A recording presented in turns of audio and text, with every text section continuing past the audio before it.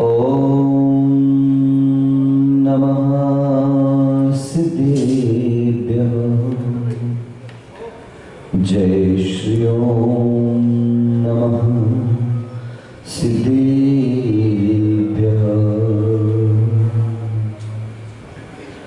नमः श्री वर्धमानाय निर्धूत कलिलात्मने सालोकानां त्रिलोकानां यद् विद्या दर्पणायते। ओम को नमन ओंकार को नमन, ओम को नमन ओंकार को नमन, अरिहंतों को नमन, सिद्ध प्रभु को नमन, आचार्यों को नमन, उपाध्यायों को नमन, सर्व साधु को नमन, जिन धर्म को नमन। ओम मंगलम ओंकार मंगलम, ओम मंगलम अरिहंत मंगलम, सिद्ध प्रभु मंगलम, आचार्य मंगलम, उपाध्याय मंगलम, सर्व साधु मंगलम, जिन धर्म मंगलम। ओम उत्तमा ओंकार उत्तमा, ओम उत्तमा अरिहंत उत्तमा, सिद्ध प्रभु उत्तमा, आचार्य उत्तमा, उपाध्याय उत्तमा, सर्व साधु उत्तमा, जिन धर्म उत्तमा।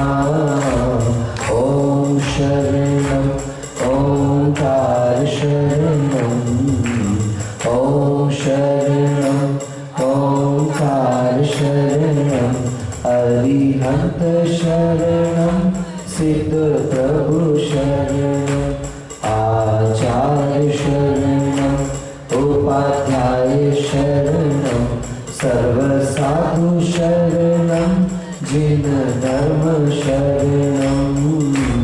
ओम को नमन ओंकार को नमन, ओम मंगलम ओंकार मंगलम, ओम उत्तमा ओंकार उत्तमा, ओम शरणम ओंकार शरणम। पंच परमेश्वरी भगवान की, मूलनायक श्री 1008 ऋषभनाथ भगवान की, अतिशयकारी चैतन्य चमत्कारी श्रवणोदय एवं देवपुरी में विराजमान श्री 1008 पार्श्वनाथ भगवान की, आचार्य भगवंत श्री उमा स्वामी महाराज, आचार्य भगवान श्री समंत भद्र महाराज की, चारित्र चक्रवर्ती गुरुवर आचार्य प्रथमाचार्य शांति सागर जी मुनि महाराज की, परम पूज्य समाधि सम्राट अभीक्ष्ण ज्ञानोपयोगी वात्सल्य मूर्ति गुरुवर आचार्य श्री अभिनंदन सागर जी मुनि महाराज की, नगर गौरव योग रत्नाकर राष्ट्र गौरव आचार्य श्री नरेंद्र सागर जी महाराज की, वर्तमान सप्तम आचार्य अनिकांत सागर जी महाराज की, समाधिस्थ आचार्य निजानंद सागर जी महाराज की, द्वादशांग जिनवाणी माता की, अहिंसा परमो धर्म की, प्रखर वक्ता योद्ध सम्राट आचार्य भगवान श्री अनुभव सागर जी गुरुदेव की जयकारा, गुरुदेव का जय गुरुदेव। साधु कहावो कठिन है जैसे पेड़ खजूर, साधु कहावो कठिन है जैसे पेड़ खजूर, चढ़े तो चाखे प्रेम रस और गिरे तो चकनाचूर। बंधुओं, साधु शब्द तो बड़ा आसान लगता है, सज्जन सरल, लेकिन साधु बनना कहते लोहे के चने चबाने के समान, कहलाना, हो जाना, बन जाना। कवि ने तुलना कर दी कि साधु कहावो कठिन है जैसे पेड़ खजूर, तो खजूर का पेड़ बहुत ऊंचा होता है, और फल बहुत दूर लगा करते हैं, तो उस फल को तोड़ने के लिए चढ़ना भी कठिन काम होता है। तो यहाँ कवि कल्पना कर रहा है कि साधु जीवन भी इसी प्रकार का कठिनतम जीवन है। अगर चढ़ गए तो चढ़ गए, चढ़े तो मिठाई मिल जाएगी, चढ़े तो मीठा मिल जाएगा, चढ़े तो फल मिल जाएगा, और अगर धोखे से गिर गए तो ये पक्की बात है कि हड्डी पसली चकनाचूर होना ही होना है। हम पिछले पर्युषण पर्व के पूर्व से लगभग 1.5 महीने तक हमने लगातार रत्नकरंडक शावकाचार्य ग्रंथ का अध्ययन और स्वाध्याय यहाँ पर किया। 32 श्लोकों के माध्यम से सम्यक दर्शन का क्या महत्व है, सच्चे देव शास्त्र गुरु की क्या महिमा है, किस प्रकार से सम्यक्त्व हमारे जीवन में परिवर्तनकारी हो सकता है, किस प्रकार से हमारी दृष्टि की निर्मलता हमारी सृष्टि का परिवर्तन कर सकती है, इस माध्यम से हमने पूज्य आचार्य भगवंत समंत भद्रदेव द्वारा रचित इस रत्नकरंडक शावकाचार्य ग्रंथ का अध्ययन पिछले दिनों में किया। और पिछले 10-12 दिनों से हम लोग लगातार धर्म में आराधना करते हुए उत्तम क्षमा आदि धर्मों को समझते हुए अपने जीवन के जो 355 दिन वर्ष के निकलते हैं उसमें जो डिस्चार्ज अपना जीवन हो जाता है, हम संसार के कामों में इतने अभ्यस्त हो जाते हैं कि कई बार पता ही नहीं चलता कि मैं शरीर हूं कि आत्मा। तो शरीर से पृथक उस आत्म तत्व की पहचान, उसकी जागृति, उसकी सिद्धि, उसकी स्थिति और उसकी वृद्धि के लिए, उसकी प्राप्ति के लिए हम लोगों ने आनंद पूर्वक इस दर्शन धर्मों को अपने आप में जीने का पुरुषार्थ किया। आज पुनः एकम का दिन है और आज से पुनः हम लोग रत्नकरंडक शावकाचार्य ग्रंथ की इस वाचना को, जो बीच में ब्रेक हो गया था, वैसे ब्रेक ना माने, ऐसा माने कि अपन थ्योरी पढ़ रहे थे और 10 दिन उसके प्रैक्टिकल हम लोगों ने कर लिए। तो आज प्रैक्टिकल के बाद वापस अपनी थ्योरी यहाँ से चालू हो रही है। आचार्य भगवंत अगली गाथा संख्या है 33, उसमें कहते हैं, जो आपने कई बार सुन भी चुके हैं, गृहस्थो मोक्ष मार्गस्थो, बोलिए,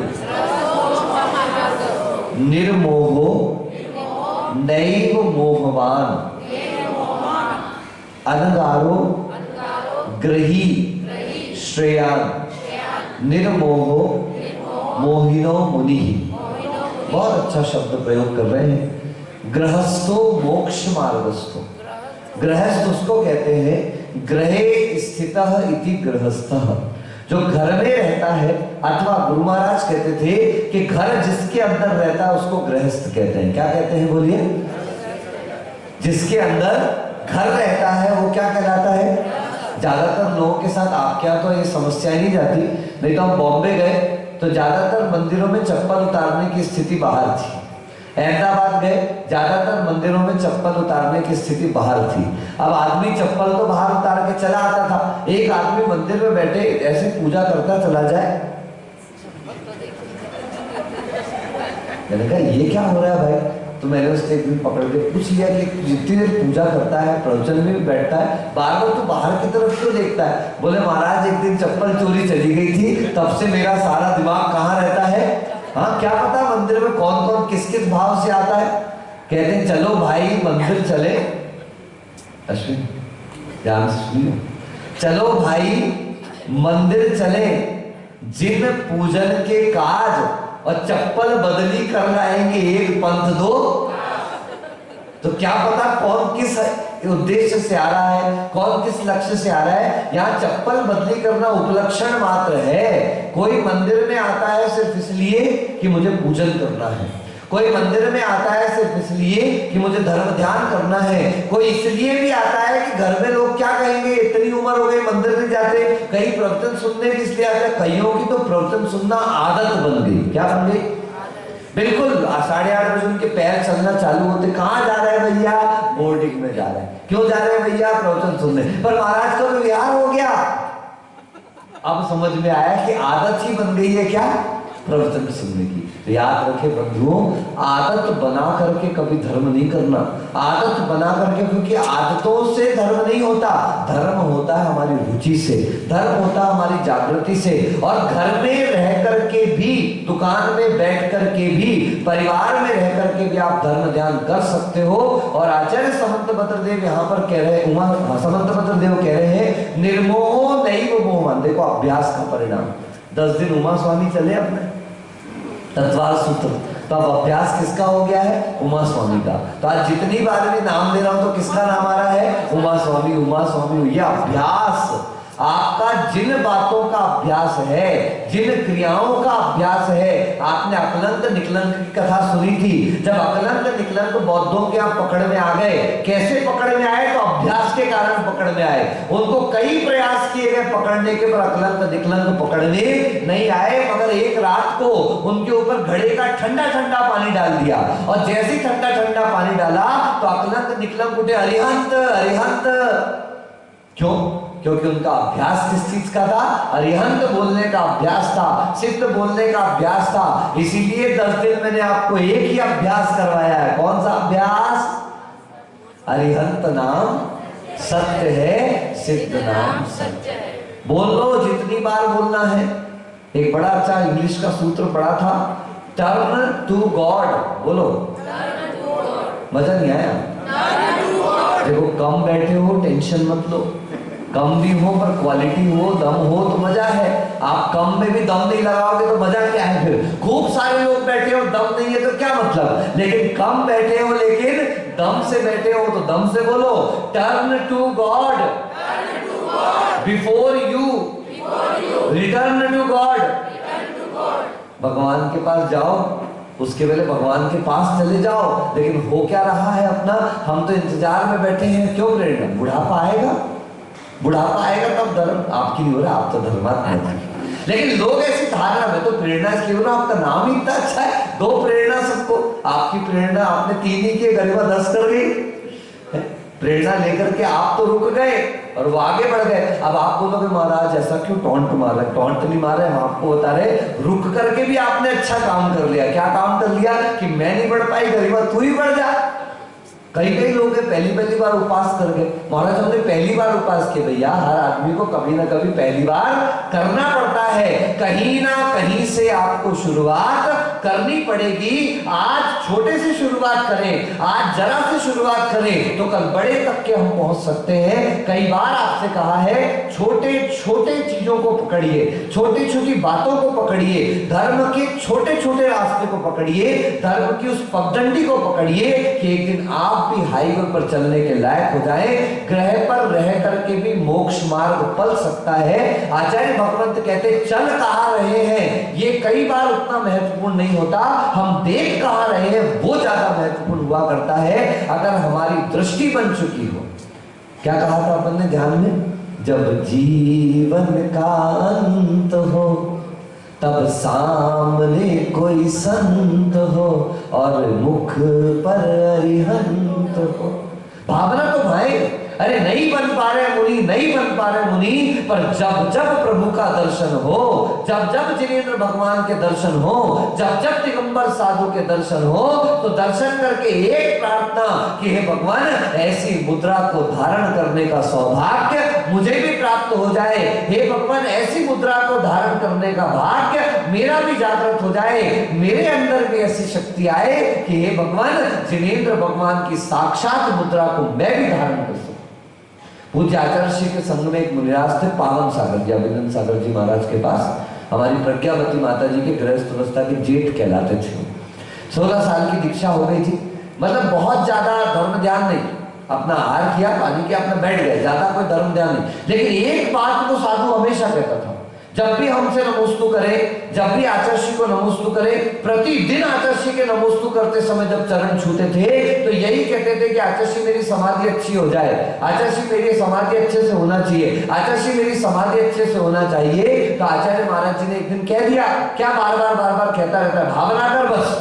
बोले मैं तो बोल के भावना कर रहा हूं। और देखो परिणाम कि जब उनकी समाधि हुई उसके लगभग 15 दिन पहले वे आहार चर्या के लिए चौके में गए थे और पाटे से निकले तो वहां पानी पड़ा हुआ था, उनका पैर पड़ा, स्लिप हुए, बैक हड्डी उनकी टूट गई और उसका परिणाम कि वो एक बार जो गिरे तो 16 दिन तक फिर उठे नहीं और उसी अवस्था में उनकी समाधि हुई। 13 दिन तक हम इतने परेशान थे, कई बार कहते थे बैठा के खिला दो मेरे को, कुर्सी पे बैठा दो। मैंने कहा 16 साल की दीक्षा है। तो आचार्य हमसे हमेशा, मैं आचार्य से एक बार कहा कि आचार्य ऐसा कहते, बोले कोई बात नहीं महाराज, अंत समय में कई बार ऐसे परिणाम होते हैं यहां तक कि बड़े बड़े आचार्य जब समाधि संलेखना करते हैं तो रात में कह देते हैं भूख लग रही है या आहार के लिए उठाओ, क्योंकि उनको क्या दिन पता, उनको क्या रात पता, उनको समय का कोई परिवर्तन नहीं पता। शरीर की ऐसी ऐसी स्थितियां हो जाती हैं। भगवती आराधना में आचार्य महाराज लिखते हैं, अगर किसी संलेखनारत श्रावक ने, संलेखनारत साधु ने कभी आहार पानी मांग लिया, पहले तो संबोधन करो, उसे प्रेम से समझाओ। अगर इसके बाद भी नहीं समझता तो कहते भोजन की थाली रख देना, और रखने के बाद दूर रख करके उसको उलाहना देना, इतने जीवन तूने धर्म किया, इतने जीवन रात में नहीं खाया, ये देख रात हो रही है। पूज्य आचार्य श्री अभिनंदन सागर जी महाराज की समाधि चल रही थी। हम लोग सब शेषपुर में मोड़ में थे। आर्यका सुप्रकाशमती जी, प्रज्ञामती जी, हमारे मुनि आज्ञा सागर जी महाराज, धैर्य सागर जी, तो आज्ञा सागर जी और मैं लगभग रात भर हम दोनों आचार्य के पास ही रहते थे, और हमारे सन्मति भैया, तो हम 3 लोग हमेशा हमेशा आचार्य के पास रात्रि विश्राम वहीं करते थे। विश्राम तो क्या, रात्रि जागरण वहीं पर करते थे। एक दिन रात को 1:30 बजे आचार्य अचानक उठे, तो मैंने कहा हूँ, तो बोले शुद्धि करना है। तो मैंने कहा क्यों शुद्धि करना, बोले टाइम हो गया आहार का, 1 बज गया, तुम मेरे को आहार नहीं करा रहे अभी तक क्यों। अब उनको ये नहीं पता कि रात का 1 बजा है अथवा दिन का। अब सामान्य आप में से कोई खड़ा होगा तो अरे देखो तो आचार्य रात को खाना मांग रहे थे, देखो रात को आचार्य आहार। इसलिए कहते विवेकवान व्यक्ति को साधु सेवा में रहना चाहिए। जो कई प्रकार की कमी भी हो जाए तो उन कमियों को ढांक कर उनकी सेवा वैयावृत्ति कर सके। अभी अपन ने पढ़ा था उपगूहन और स्थितिकरण, यानी दोष दिख भी रहा है मगर उस दोष को संभाल कर उनको वापस उनके स्थान में स्थित करना। अब हम तो समझ गए, क्योंकि आचार्य को तो दिन रात का पता ही नहीं है, तो हम तीनों ने डिस्कस किया क्या करें। तो मैंने आज्ञा साइज का कुछ नहीं करना है, आचार्य को शुद्धि करने ले चलो। अरे महाराज जी, मैंने कहा शांति तो रखो, मेरे ऊपर विश्वास तो है आपको, पर इतनी रात को शुद्धि, मैंने कहा ले तो चलो कह रहा हूं आपसे। अब जैसे ही आचार्य को कमरे से हॉल में लाए और हॉल से जैसे ही गेट के बाहर लाए, मैंने कहा चलो शुद्धि कर लो, रात है, इशारा करे, बोलते तो थे नहीं। मैंने कहा आप ही ने कहा शुद्धि करो, मैं रात में कहूंगा, रात में कहूंगा। मैंने कहा आपने कहा था शुद्धि करना है। ये तरीका होता है, कई बार थ्योरी से काम चलने वाला नहीं है, उसे प्रैक्टिकल में उतारना पड़ता है। आचार्य भगवंतों ने भगवती आराधना में कहा है कि अगर ऐसी स्थिति बन जाए आप प्रस्तुत करो, और प्रस्तुत करके उलाहना देना, तो भटकता हुआ मन भी अपने आप सही मार्ग पर पहुंच जाएगा।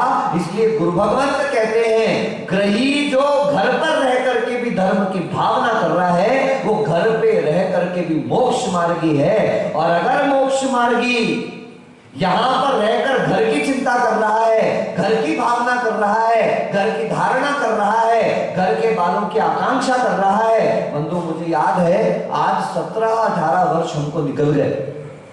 कभी गृहस्थ अवस्था के परिवारजन आ भी जाते हैं, उन लोगों ने, देखो हम तो कभी पूछते ही नहीं, हमें उनसे कोई लेना देना नहीं, सामान्य आप जैसे वो भी हमारे लिए गृहस्थ हैं, उपकारी हैं, और उपकारी का उपकार कभी नहीं भूलना चाहिए। तो वो एक परिणाम तो अलग बात, लेकिन वे कभी सामने भी आकर के खड़े हो जाएं तो कभी हम उनसे नहीं पूछते तुम्हारा वो ऊपर मकान बन रहा था उसका क्या हुआ, तुम्हारे वो बेटे का क्या हुआ, अभी किस किस का मरण हो गया, किस किस की डेथ हो गई, किसके यहाँ बच्चे पैदा हो गए। यहां तक अभी तो स्थिति यह है कि हम इंदौर गए तो हमारे गृहस्थ अवस्था की चाची का लड़का वो दर्शन करने के लिए आया। आप आश्चर्य करेंगे, मैं उसको पहचान भी नहीं पाया, मुझे ध्यान ही नहीं आ रहा कि कौन। जब उसने मुझे बोला महाराज जी आपने मुझे पहचाना नहीं, तब मुझे समझ में आया ये व्यक्ति कौन है। ये सत्य है, और आप लोगों को भी ध्यान रखना चाहिए कि साधु के पास आकर आपको कैसी बातें करना है, कौन सी चर्चा करना है, क्या व्यवहार करना है। कभी साधु की गृहस्थ अवस्था, गृहस्थ जीवन की चर्चाएं, उनके परिवार की चर्चाएं, उनके पुराने जीवन की चर्चाएं नहीं करना, क्योंकि इतनी साधना करके जिसे विस्मृत करने का पुरुषार्थ किया है, एक जरा से पत्थर से वो सादा पानी पूरा हिल जाएगा, और वो स्मृतियां सामने वाले व्यक्ति को पूर्ववर्तानुस्मरण की ओर लेकर के जा सकती हैं। इसलिए साधुओं से कभी एक व्यक्ति आया, महाराज आप कौन से गांव के हो, मैंने कहा पहले तो तू मेरे से पूछ रहा है कौन से गांव के हो, कालांतर में मान लो मैंने आपको बता भी दिया कि मैं किस गांव का हूं। अब वही व्यक्ति 4 लोगों में कहा क्या कहेगा, महाराज जी ने अपने मुंह से बताया वो उस गांव के। इसका मतलब अभी मेरा गांव छूटा ही नहीं, अभी तक मुझे याद है मैं किस गांव का हूं, यद्यपि मरते तक नहीं भूलने वाला, लेकिन फिर भी साधु जन पुरुषार्थ करते हैं कि भले ही वो स्मृति से नहीं जाएगा, भले ही वो हमारी धारणा से नहीं जाएगा, लेकिन कम से कम वो हमारे व्यवहार से तो चला जाए, हमारे निश्चय से तो चला जाए। हम अपने मुख से ये कहना, मम्मी आई है हमारी। कौन आया बोलो ना, किसकी मम्मी? मतलब 17 साल पहले जब अपन ने कपड़े उतारे थे तब मम्मी को उतार के नहीं फेंका था, आपने सिर्फ कपड़े उतार के फेंके थे। अगर आपने सिर्फ कपड़े उतार के फेंके थे, इसे द्रव्य लिंग कहा जाता है। क्या कहा जाता है? इसलिए द्रव्य लिंग नहीं, भाव लिंग को धारण करना है। हमें सामने दिखने पर याद भी आएगा कि ये व्यक्ति वह है, लेकिन याद आते हुए भी इस बात की धारणा बननी चाहिए कि सुनिए, ये तो गृहस्थी के संबंध थे, ये तो पर्याय के संबंध थे, ये आत्मा के संबंध नहीं है। ये पर्याय के साथ इसका नाश होना है। पर्याय के भाव मिटते मिटते सब रिश्ते। बोलो क्या कहा? भाव मिटते मिटते सब रिश्ते, अस्थिर यह संयोग रहा। अभी आज से 2 दिन पूर्व अहमदाबाद का एक परिवार है, हसमुख जी का परिवार है, बड़ा धर्मात्मा परिवार है। जैसे आपके यहाँ खोड़निया जिला आ जाता है, गोवाड़िया जिला आ जाता है, सरोदा जिला आकर के बैठ जाता है, मतलब इतने बड़े बड़े परिवार है कि जिले जैसे परिवार है। ऐसे ही आप लोग एक ही परिवार आ जाए तो आधे तो प्रवचन की भीड़ इसमें ही हो जाती है। जरूरत नहीं, एक फैमिली का भी आप इनविटेशन पूरा कर दो तो आपको प्रवचन में संख्या अच्छी उपलब्ध हो जाएगी। तो अहमदाबाद में वो पूरा का पूरा परिवार प्रतिदिन की कक्षाओं में सभी में आता था। उनका लगभग 18 साल का एक लड़का था, जैनम। तो तारंगा जी के दर्शन करने के लिए वो बहुत जिद करके गया, क्योंकि दादाजी उपवास आदि कर रहे थे। घर वालों ने बहुत मना किया कि हम चलते हैं, कार से लेके चलेंगे नहीं, हम तो बाइक से जाएंगे, तारंगा जी के दर्शन करने जाएंगे, लौट करके भी वापस आना है और आने के बाद आचशी के दर्शन करने सागवाड़ा जाना है। लड़का निकला वापस तारंगा से दर्शन करके, और बीच में बाइक का एक्सीडेंट हुआ और परसों उसका देहावसान हो गया। एक ही लड़का था और उसका मरण हो गया। लेकिन मैं आपको जो महत्वपूर्ण बात बताना चाह रहा हूं वो ये बताना चाह रहा हूं कि कल जब शुभम ने वीडियो कॉल लगा के सांत्वना की दृष्टि से उनके लिए आशीर्वाद देने के लिए फोन लगवाया, देखा तो सारा परिवार वहां पर बैठकर स्वाध्याय कर रहा है। क्या कर रहा है? तत्व चर्चा में लगे हैं। और जब मैंने उसकी मां से कहा धैर्य रखना, बोले महाराज आपकी इतनी कृपा हमारे ऊपर है कि हमारे परिवार में किसी ने एक आंसू भी नहीं बहाया। मुझे बड़ा आश्चर्य हुआ। बोले महाराज कल जब आपका ध्यान यहाँ सागवाड़ा में चल रहा था, हम लोगों ने वो पूरा ध्यान अपने टीवी से कनेक्ट करके सारा परिवार, सारा कुटुंब यहाँ पर ध्यान करने के लिए बैठा था। और ध्यान सुबह जला करके आए, सुबह अंतिम संस्कार करके आए, और शाम को वो सारा परिवार ध्यान करने के लिए बैठा हुआ है। और ध्यान के बाद उन्होंने खुद मुझसे कहा कि महाराज ध्यान के पहले तो कोई रोया भी होगा, लेकिन ध्यान के बाद से अभी तक घर के किसी भी व्यक्ति ने कोई रोना गाना नहीं बचाया, क्योंकि हमें इस बात का स्वीकार कर लिया बच्चे की होनहार ऐसी थी, जो आया है उसका जाना निश्चित है। अगर मरण हो गया अब हम उसको वापस लौटा करके नहीं ला सकते। और महाराज मेरा बेटा तो अच्छे परिणामों से गया, धर्म क्षेत्र गया था, दादा के उपवास की अनुमोदना करने गया था, आपके पास उसे आना ऐसे भावों से गया था, तो हम कैसे मान लें कि उसकी दुर्गति हो गई? हम तो यही मानते हैं कि जैसा आपने स्वाध्याय में पढ़ाया कि उसकी सुगति हुई और देव पर्याय में पहुंचा है। और देव पर्याय में पहुंचने का मतलब नियम है कि वहां पहुंचकर वो अवधि ज्ञान लगाता है, मैं कहां से आया हूं, और उस स्थान तक अपने उपकारियों के पास पहुंचता है, पुराने संबंधियों के पास पहुंचता है। अपन को दिखाई नहीं देता, अपन से मिलता नहीं, लेकिन यहां तक आते हैं। अगर आपके घर में रोना गाना मचा है तो ऐसे ही परिणामों से वो भी चला जाता है। और अगर आपके घर में धर्म ध्यान चल रहा है, स्वाध्याय चल रहा है, तत्व चिंतन तत्व चर्चा चल रही है, जब वो व्यक्ति यहाँ आता है, अगर मिथ्या दृष्टि है तो सम्यक की उत्पत्ति का साधन उसको मिलता है, और अगर सम्यक दृष्टि है तो उसके सम्यक की वृद्धि का साधन उसको मिलता है। और मैं उसको परिवार को क्या सांत्वना दूं, मैं उस परिवार को क्या धैर्य बनाऊं जिसका अपना धैर्य इतना मजबूत है। बंधुओं स्वाध्याय का ये फल अपने जीवन में उतरना चाहिए। संसार में घाटा और लाभ, हानि और लाभ, शुभ और अशुभ, अच्छा और बुराई किसके जीवन में नहीं आते? अरे राम का जीवन देखो, जिसका कल क्या होना है, सुबह सुबह अभिषेक होना है, राज्याभिषेक होना है, और वही राम रात को वनवास का निर्णय कर लेते हैं। अंजना दुल्हन बन क्या सोच करके आई, और 22 साल तक उसका पति उसका स्पर्श नहीं करता। सीता क्या विचार करके पति के साथ निकली और किस किस प्रकार के दुख उसको भोगने पड़े। मैना सुंदरी कोड़ी के साथ जिसका ब्याह कराया जा रहा है। ऐसी ऐसी स्थितियां इन महापुरुषों के साथ भी संपन्न हुई है, ऐसी सतियों के साथ भी संपन्न हुई है। इसलिए कभी धर्म की शक्ति को क्षीण नहीं मानना। उस दिन नरेंद्र भाई का जन्मदिन था। नरेंद्र भाई यहाँ पूजा करने के लिए आए हैं और पूजा करते करते आते रास्ते में अचानक फिसल गए और उनके हाथ में फ्रैक्चर हुआ। मैंने इतने दिन में प्रेरणा को रोते नहीं देखा। उस दिन आए तो फूट फूट के रोने पड़े और कहने लगे, महाराज हम इतना धर्म करते हैं, इतना धर्म ध्यान करते हैं, ये घमंड में नहीं कह रहे पर दान भी करते हैं, साधुओं को आहार दान भी करते हैं। महाराज एक भी दिन आपका प्रवचन नहीं छोड़ा, कभी आपकी कक्षा नहीं छोड़ी, हमसे ऐसी क्या गलती हो गई। मैंने कहा इसको कभी धर्म से नहीं जोड़ना बहन। ये सबसे पहले आज एक बड़ी शिक्षा लेके जाओ कि जितने लोग यहाँ पर धर्म को सुन रहे हैं, धर्म की बात सुन रहे हैं, गुरु को सुन रहे हैं, सबसे पहले दृढ़ श्रद्धा करना, जो कुछ अच्छा है वो धर्म क्रिया का प्रभाव है। बोलो क्या कहा, मेरे जीवन में जो कुछ अच्छा है वो धर्म का प्रभाव है और जो कुछ बुरा है वो मेरे बुरे कर्मों का प्रभाव है, क्योंकि कर्म का फल तो मिलता है। It is the Newton's third law of motion, for every action there is equal and opposite reaction. मैंने अच्छा किया था, उसके परिणाम भाव देखो कि आपके धर्म क्षेत्र में आने के भाव हो रहे। देखो हो गए लोग, क्या सोचते हैं अपन पर्यूषण के बाद लोग नहीं खूब आएंगे। आज पहला दिन है, रोज 10 बजे प्रवचन चालू होता था, 10:30 बजे चालू होता था, तो उसको 8:30 का अभ्यास बनाने में एक आध दिन का टाइम तो क्यों साथ में लगेगा। हाँ बोलो, हाँ महाराज हम ही तो लेट आए तो एक आध दिन तो महाराज जी लगेगा। कल का कैसा अभ्यास था, आज का कैसा अभ्यास है। अभी रोज हमारा पर्यूषण में थोड़ा सा आराम रहता था, आसानी रहती थी, टाइम बिल्कुल सेट रहता था। अब आज से हमारे पाठ वाठ चालू हो गए तो हमने भी उठने का समय आधा घंटे पहले कर दिया, तो अभिषेक के बाद हमको भी थोड़ी सी झपकी सी आने लगी। तो ये तो शरीर का स्वभाव है, शरीर करेगा, लेकिन शरीर के स्वभाव पर मुझे अपनी आत्मा के स्वभाव को हावी करना है। क्या करना है बोलो, शरीर के स्वभाव पर, पर्याय के स्वभाव पर मुझे आत्म द्रव्य के स्वभाव को हावी करना है। अभी तक क्या हो रहा है, मेरी आत्मा के स्वभाव के ऊपर इस शरीर का स्वभाव हावी पड़ रहा है। बंधुओं, बहुत आसान है धर्म करना, बहुत आसान है धर्म करना, बहुत आसान है धर्म करना।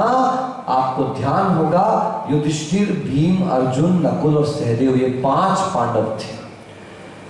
चिलाती नाम का एक व्यक्ति था, उसने 5 पांडव, उनका एक रिश्तेदार भी हुआ करता, धोखे से उसने 5 के 5 पुत्रों को मार डाला। अर्जुन के, द्रौपदी के 5 पुत्रों को मार डाला।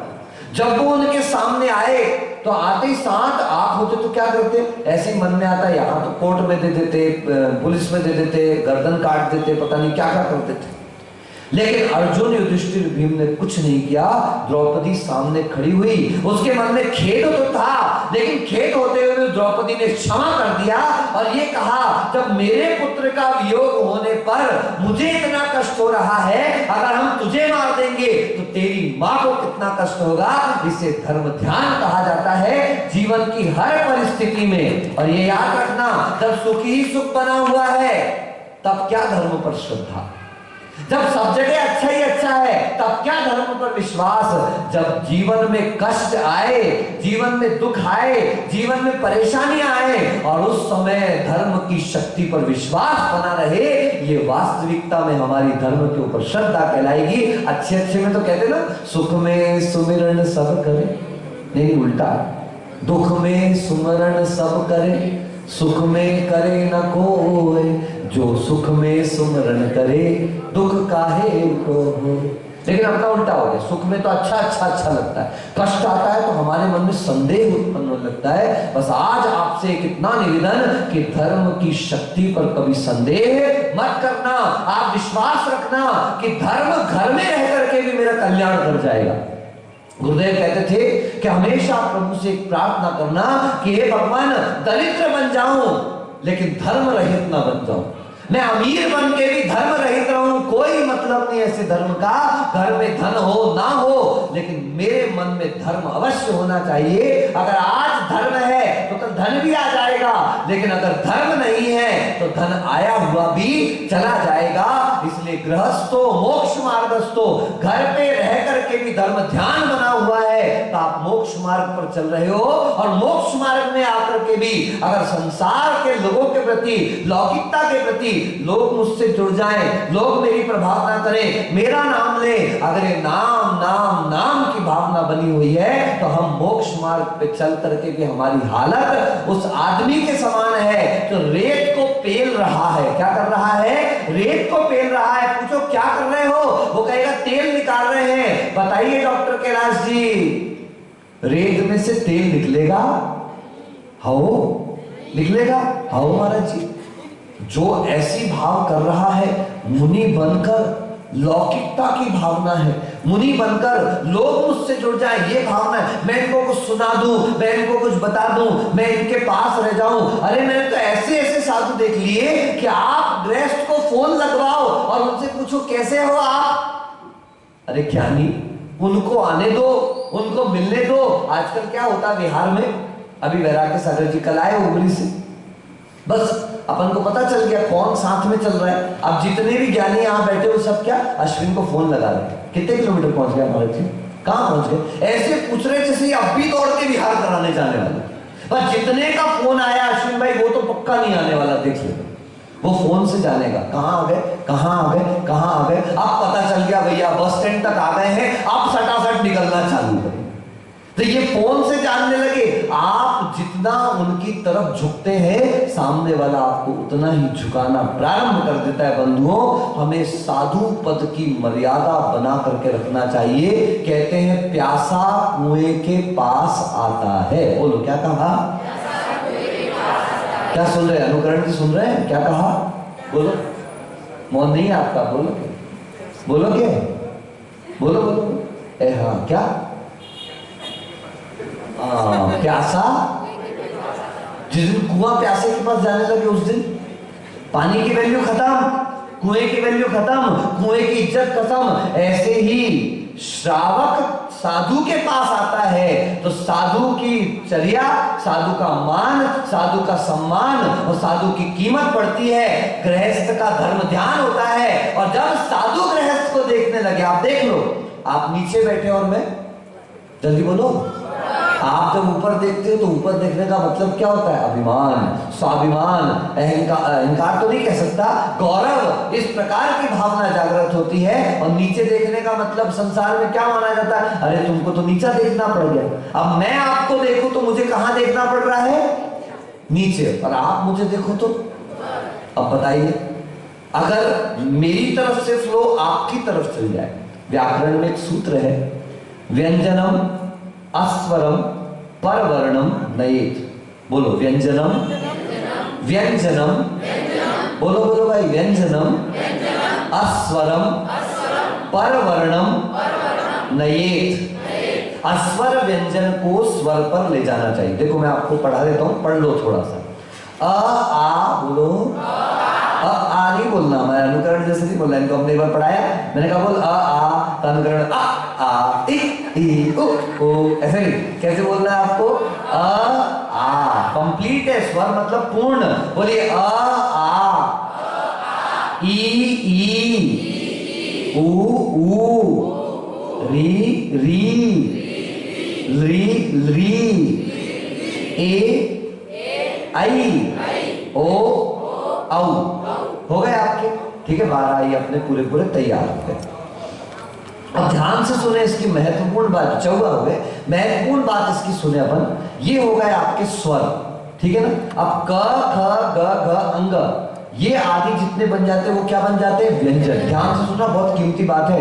ये स्वर और ये व्यंजन, व्यंजन का जब भी अपन प्रयोग करते हैं तो किसके साथ करते हैं? स्वर के साथ। क तो हलंत था अधूरा, ख तो हलंत था अधूरा, घ तो हलंत था अधूरा, स तो हलंत था अधूरा। जिसमें अ आ ई आपने पढ़ा हो ना, क का की कु कु के कई 12 खड़ी पढ़ो, च च चाची चीची चूचू, ऐसे इस तरह से अपन पढ़ते थे। तो जब तक व्यंजन में स्वर ना जुड़ा हो तब तक व्यंजन लंगड़ा कहलाता है। क्या कहलाता है?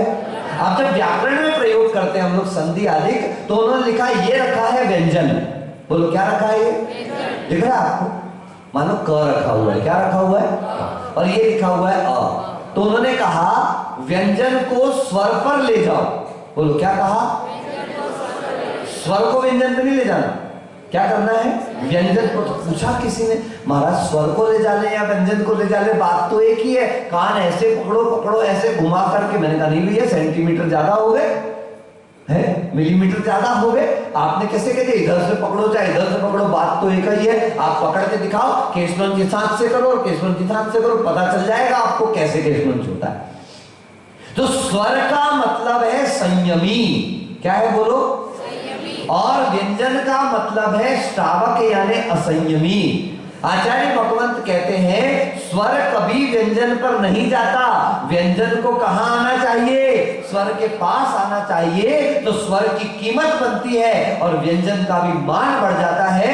ऐसे ही जब गृहस्थ की तरफ साधु देखता है तो साधु की कीमत कम हो जाती है, साधु के चारित्र में कमी आती है, साधु का वैराग्य कमजोर पड़ता है। और जब जब गृहस्थ साधु की ओर देखता है तो गृहस्थ को उस गृहस्थी से उत्थान होने लगता है, गृहस्थी का मन उस गृहस्थी से उचटने लगता है, उसे लगने लगता है यार जीवन है तो यही जीवन है। इस प्रकार से व्यंजन को स्वर पर ले जाना यानी गृहस्थ को साधु की ओर जाना, और साधु को गृहस्थ को तो आने दो लेकिन हमको उसकी ओर नहीं जाना।